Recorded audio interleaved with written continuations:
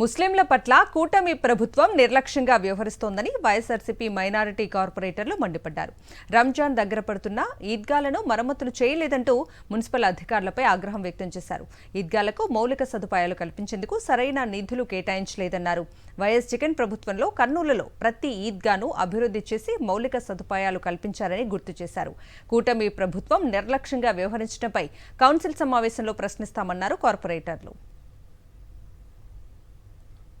గత ఒక 20 రోజుల కిందట స్టాండింగ్ కమిటీ నుంచి కార్పొరేటర్లు, మైనారిటీ కార్పొరేటర్లు అంతా కమిషనర్ గారికి మా రంజాన్ పండుగ దగ్గరలో ఉంది, ఈ రంజాన్ పండగకి ఈద్గాలను క్లీన్ చేసి కనీస వస్తువులు కల్పించాలని మేము కోరి దాదాపు 20 రోజులైంది.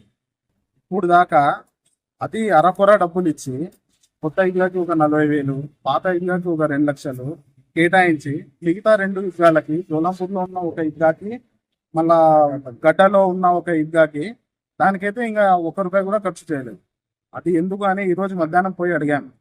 లేదంటే మాకు తెలుసు అన్నట్టు సమాధానం ఇస్తున్నారు. మేము ఆల్రెడీ 20 రోజుల కిందట చెప్పినా చేయలేదు. గత మా వైసీపీ ప్రభుత్వంలో 5 సంవత్సరాలు ఈ 4 ఈద్గాలకి దాదాపు 11 నుంచి 12 లక్షలు ఖర్చు పెట్టి కనీస వస్తువులు అక్కడ వచ్చే వాళ్ళకి నమాజ్ చదవడానికే సౌకర్యవంతంగా మున్సిపాలిటీతో ఖర్చు పెట్టించి శానిటేషన్ చేయించి అన్ని విధాలుగా చాలా చేసాం 5 సంవత్సరాలు.